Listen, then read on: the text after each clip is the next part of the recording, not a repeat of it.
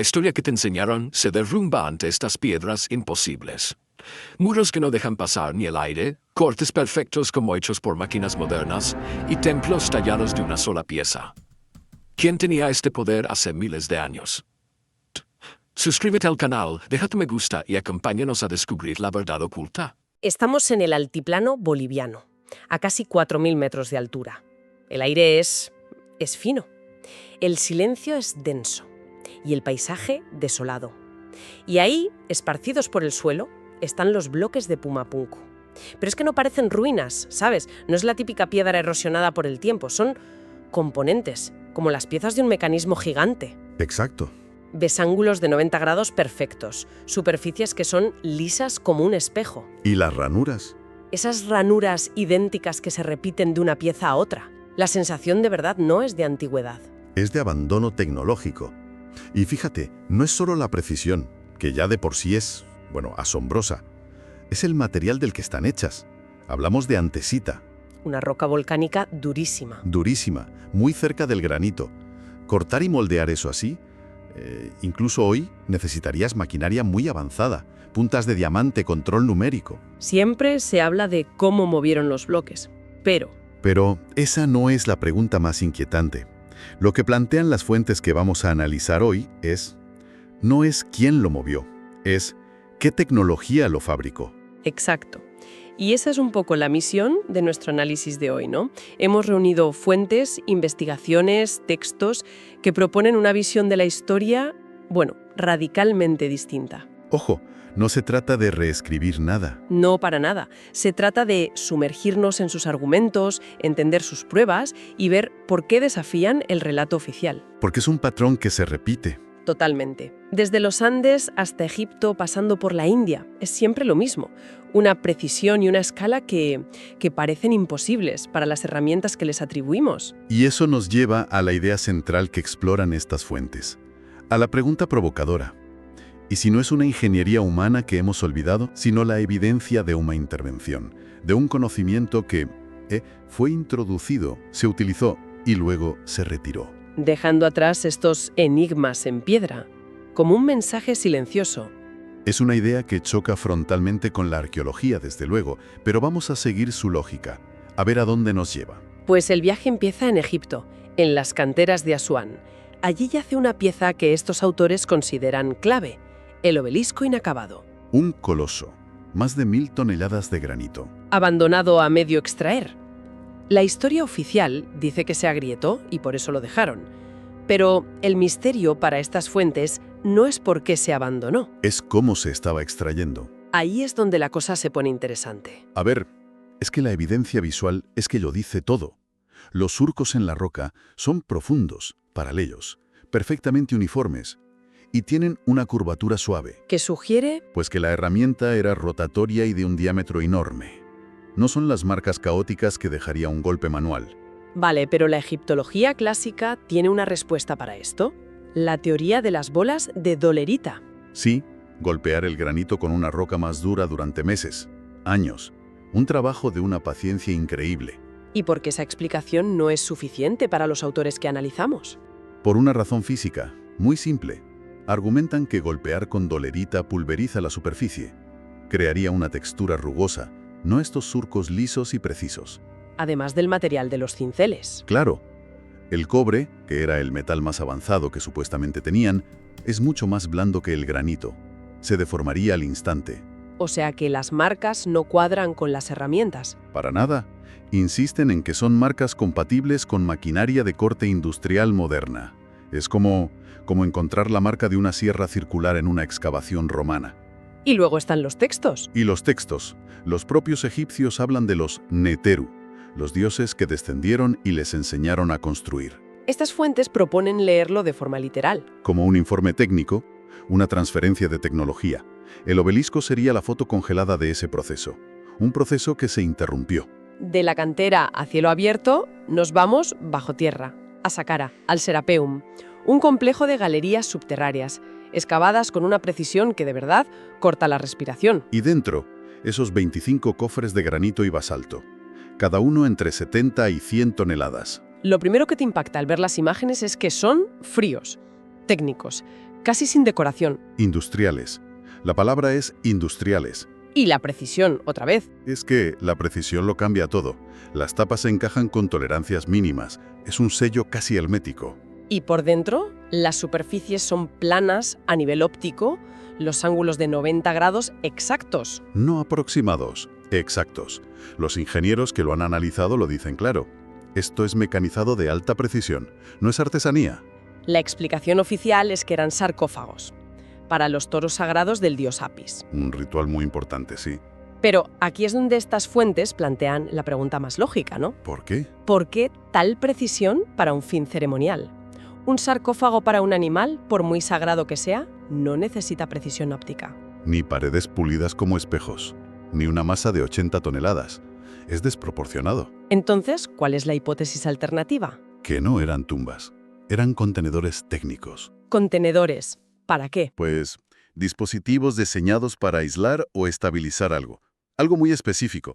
Quizá componentes de esa tecnología o materiales sensibles o incluso peligrosos. Y por eso el material, el granito y el basalto. Exacto. Ricos en cuarzo. No serían solo piedras, sino aislantes. Con propiedades piezoeléctricas, capaces de controlar vibraciones. Desde esta perspectiva, el Serapeu no parece un templo. Parece una instalación de contención, de alta tecnología. Dejamos Egipto, viajamos a los Andes, a Perú, a Sacsayhuamán, la fortaleza sobre Cusco. Aquí el enigma es diferente. No es solo la precisión del corte, es... El estado de la propia roca. Vemos esos bloques poligonales enormes, de más de 100 toneladas. Encajados a la perfección. Sí, pero lo que estas fuentes señalan como verdaderamente extraño no es el encaje, es la forma. ¿A qué te refieres? Algunas piedras no parecen talladas, sino moldeadas. Tienen ondulaciones suaves, esquinas redondeadas. Es como si la roca en algún momento hubiera estado blanda, maleable. Hay bordes que parecen como derretidos, ¿no? Eso es. Uniones que fluyen y se adaptan unas a otras, como si la piedra no estuviera del todo sólida al colocarse. A ver, eso suena a pura fantasía, a magia. Ablandar piedra. Bueno, ellos lo conectan directamente con la tradición oral, con las leyendas andinas. Las que la arqueología suele descartar. Exacto. Existen relatos sobre plantas o un conocimiento perdido que permitía trabajar la piedra como si fuera arcilla.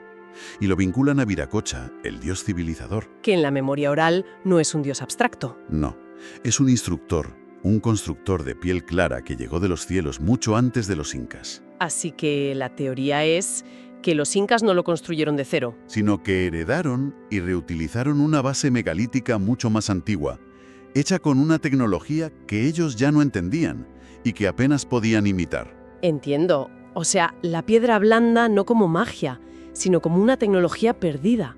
Y si hablamos de una escala que desafía la lógica, tenemos que ir a Baalbek, en el Líbano. Ah, Baalbek. Debajo de los templos romanos hay algo mucho más antiguo, una plataforma, los trilitones. 3 bloques de piedra, cada uno más de 800 toneladas. Y no están en el suelo, están colocados a varios metros de altura. Y en la cantera cercana, la piedra de la mujer embarazada, que supera las 1000 toneladas.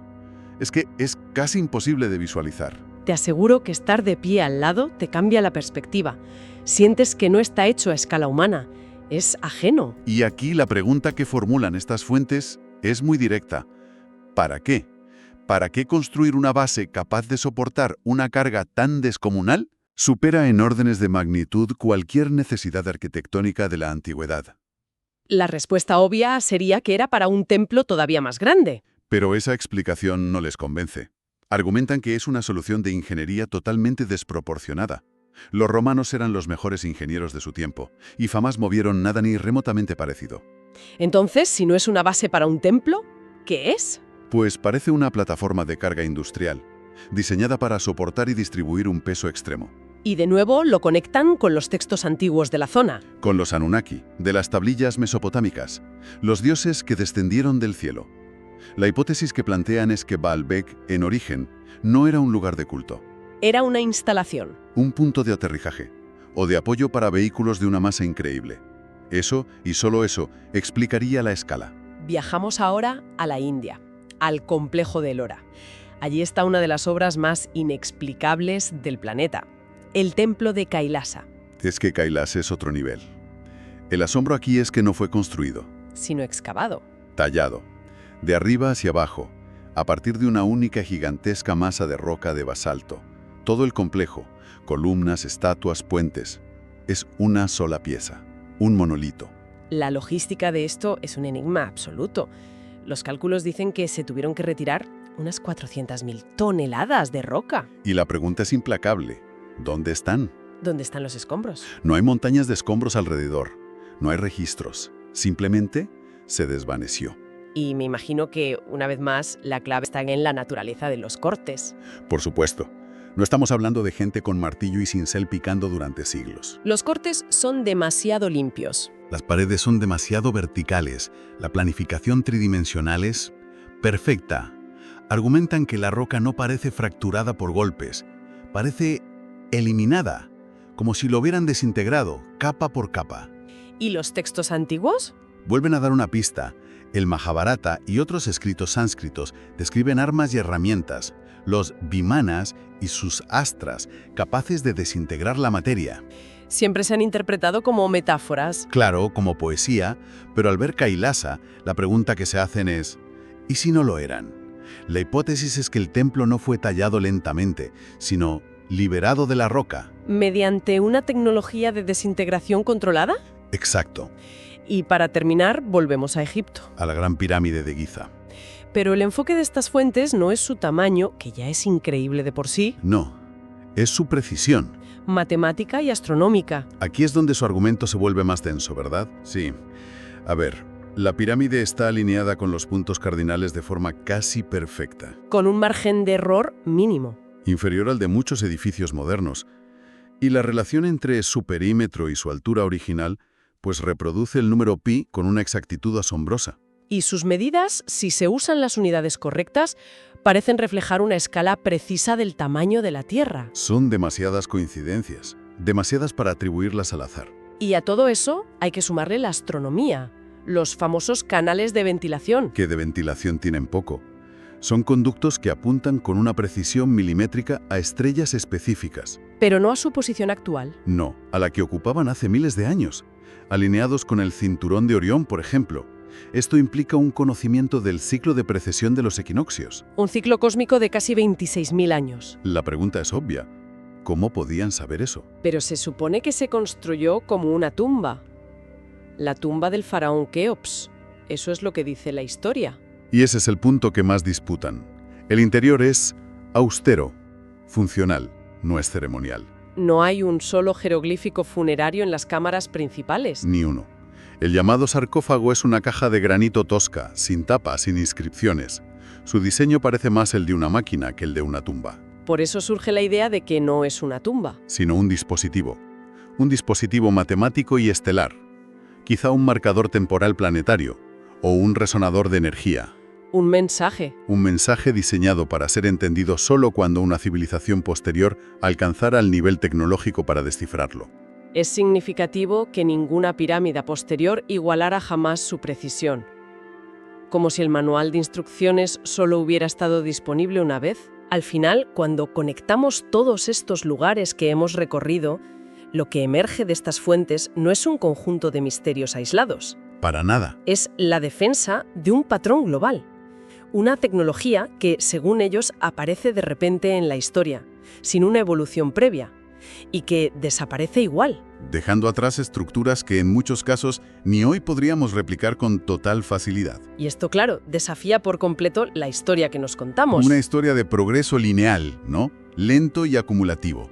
De la piedra al microchip. Pero estas piedras, estas marcas, sugieren otra posibilidad. La que estas fuentes ponen sobre la mesa. Un pasado intervenido. Un pasado donde el conocimiento no siempre fue descubierto, sino que, en ocasiones, pudo haber sido entregado. Un pasado, en definitiva, mucho más complejo y extraño de lo que nos atrevemos a imaginar. Todas estas culturas, desde los Andes hasta Egipto, construyeron leyendas. Leyendas sobre dioses que llegaron de las estrellas y les enseñaron a construir. Siempre hemos interpretado esas historias como mitos, ¿no? Como metáforas de su propia grandeza. Pero la pregunta final que nos dejan estas fuentes al mirar estas piedras, al tocar sus superficies imposibles y medir sus ángulos perfectos es, ¿y si por una vez solo nos estaban contando literalmente la verdad? Bienvenidos a The Debate. Hoy nos adentramos en un análisis, yo creo que en profundidad, de uno de los mayores enigmas de nuestra historia, las colosales megaestructuras del mundo antiguo. Desde los Andes hasta el desierto de Egipto encontramos construcciones que parecen susurrarnos que no lo sabemos todo. Piedras cortadas con una precisión casi láser, bloques de un peso que desafían nuestra imaginación. Y que nos obligan a hacer una pregunta fundamental. Exacto. El diálogo que vamos a mantener hoy se centra en esa pregunta. ¿Son estas obras la cumbre de una ingeniería humana hoy olvidada? ¿Un testamento de nuestra propia capacidad subestimada? ¿O por el contrario representan la prueba física de una intervención externa, no humana, que la historia oficial, ha preferido ignorar? Yo voy a defender que estas maravillas son sin duda el producto del ingenio humano, aunque las técnicas que emplearon se hayan perdido en la noche de los tiempos. Y yo voy a sostener que la abrumadora acumulación de anomalías tecnológicas, que además se repiten como un patrón en distintas culturas y continentes sin conexión aparente, apunta a un origen que trasciende, y por mucho, las capacidades que les atribuimos a sus supuestos constructores. Pues si te parece, empiezo yo. Para mí, atribuir obras como Sacsayhuamán, en Perú, o la mismísima Gran Pirámide de Giza a una intervención externa es en el fondo una forma de menospreciar el asombroso potencial de las civilizaciones antiguas. Es casi como decir, esto es demasiado bueno para haberlo hecho vosotros, ¿sabes? La historia oficial, lo admito, a menudo simplifica los procesos hasta la caricatura, pero su premisa fundamental es sólida. Fueron construidas por seres humanos. Esas anomalías que tanto nos fascinan, como los encajes poligonales de Cuzco donde no cabe ni una hoja de papel, o el traslado de bloques de cientos de toneladas, se pueden explicar sin recurrir a lo extraterrestre. Hablamos de la aplicación de técnicas perdidas, sí, pero técnicas humanas, un conocimiento profundo de la física, la palanca, quizá incluso la acústica para la levitación sónica, y sobre todo la movilización de ingentes recursos humanos durante generaciones. El problema no es que la tecnología fuera imposible, sino que el conocimiento que la sustentaba era un tesoro que, por desgracia, se ha perdido. No hay que buscar fuera lo que, estoy convencida, ya estaba dentro del potencial humano. Pues mira, con todo el respeto, mi perspectiva es radicalmente distinta. No se trata para nada de subestimar a nuestros ancestros, sino... yo diría que todo lo contrario. Se trata de tomar en serio la evidencia que nos dejaron, de leer lo que la piedra nos está gritando sin los prejuicios de la narrativa convencional. El problema no es solo la escala, que ya de por sí es abrumadora y difícil de explicar. El verdadero enigma es la naturaleza de la tecnología que se empleó. Por ejemplo, las marcas halladas en el granito de Abusir. Y no hablamos de simples arañazos, sino de surcos con una tasa de avance por revolución que los ingenieros modernos han calculado en milímetros. Eso, en un material tan duro como el granito, implica una velocidad y una presión que hoy solo conseguimos con herramientas de punta de diamante y maquinaria industrial pesada. La implicación es brutal. No es que tuvieran mejores cinceles, es que manejaban un paradigma tecnológico completamente distinto al que les atribuimos. O piensa en la precisión óptica de los cofres del Serapeum de Saqqara, esos enormes sarcófagos de granito de 100 toneladas, supuestamente para toros sagrados, que están pulidos con un nivel de planitud y ángulos de 90 grados perfectos que desafían la tecnología actual. Y para rematar, el diseño modular y prefabricado de Pumapunco, en Bolivia. Piezas idénticas producidas en serie. Esas no son las características de una construcción artesanal, por muy avanzada que sea. Son procesos industriales. Y lo más revelador es que esta tecnología no muestra una evolución gradual en el registro arqueológico. Simplemente aparece en su máxima expresión y luego desaparece. Eso sugiere que fue una tecnología importada, utilizada para un fin concreto y, posteriormente, retirada. Entiendo perfectamente el impacto que generan esas evidencias, de verdad que sí. Pero déjame darte una perspectiva diferente sobre el tema de las herramientas y los materiales. Tomemos el obelisco inacabado de Asuán, que es un ejemplo paradigmático. Los surcos son impresionantes, no hay duda. Pero argumentar que, como no podemos replicarlos fácilmente con cinceles de cobre y bolas de dolerita, deben ser de origen no humano, es caer en lo que se conoce como la falacia de la ignorancia. El hecho de que nosotros, en el siglo XXI, no sepamos exactamente cómo lo hicieron, no implica que no fuera un logro humano. Pero es que no es una simple falta de conocimiento. Es una contradicción con las leyes de la física. Estás intentando cortar granito, que tiene una dureza de 7 en la escala de Mohs, con cobre, que tiene una dureza de 3. Es como intentar cortar un diamante con una cuchara de plástico. No, espera. Nadie dice que lo hicieran directamente. Podrían haber utilizado técnicas abrasivas increíblemente sofisticadas. Imagina equipos de trabajadores utilizando arena de cuarzo, que es mucho más dura, y agua, trabajando de forma constante durante años, quizá generaciones. Con una paciencia y una dedicación que hoy nos cuesta concebir, podrían haber logrado un pulido y un corte que nos parece imposible sin máquinas. Y lo mismo se puede aplicar al templo de Kailasa en Ellora. La ausencia de escombros es un misterio, de acuerdo, pero ¿prueba eso la desintegración de la roca con tecnología alienígena? ¿O podría ser la prueba de una logística de eliminación tan extremadamente eficiente que simplemente no la hemos llegado a comprender? Quizá cada trozo de roca extraído era inmediatamente reutilizado o transportado a otro lugar siguiendo un plan maestro. Pues esa explicación, para mí, no se sostiene. En Asuán, los surcos no son solo profundos, son uniformes y curvos. Tienen el perfil exacto que dejaría una herramienta rotatoria de un diámetro enorme. No hay ni rastro del desgaste errático de las marcas irregulares que dejaría un abrasivo manual aplicado durante décadas. La piedra no fue desgastada pacientemente. Fue cortada, con una potencia y una velocidad tremendas. ¿Y en Ellora? En Ellora el problema es de una magnitud superior. No hablamos de una logística eficiente. Hablamos de la desaparición de unas 400.000 toneladas de basalto. 400.000 toneladas.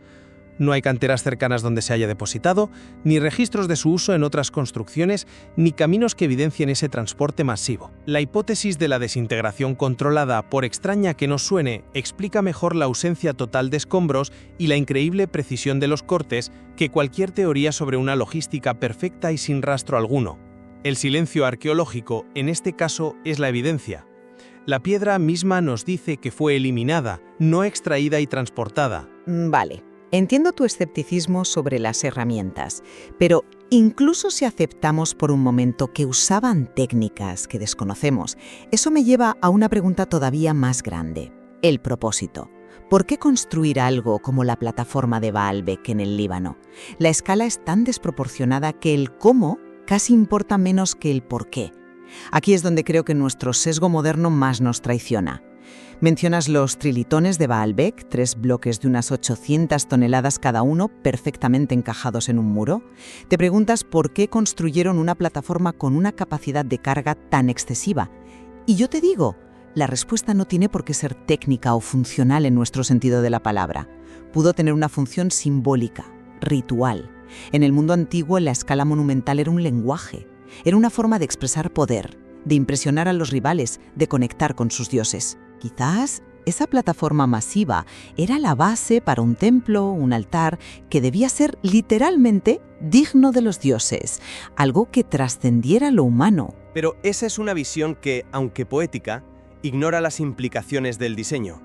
No se trata solo de que los bloques de 800 toneladas sean grandes. Es que la estructura entera está sobredimensionada desde un punto de vista de ingeniería. Funcionalmente, se asemeja más a una moderna plataforma de carga pesada o de lanzamiento diseñada para distribuir un peso masivo de manera estable y resistir vibraciones extremas. Un propósito simbólico no requiere ese nivel de precisión ingenieril. Podrían haber apilado rocas más pequeñas y habría tenido el mismo efecto visual. La elección de esos monolitos específicos sugiere una necesidad funcional que se nos escapa. ¿Y qué me dices de Puma Punku? La estandarización de las piezas en forma de H es notable, sin duda, pero no es necesariamente una prueba de mecanización industrial.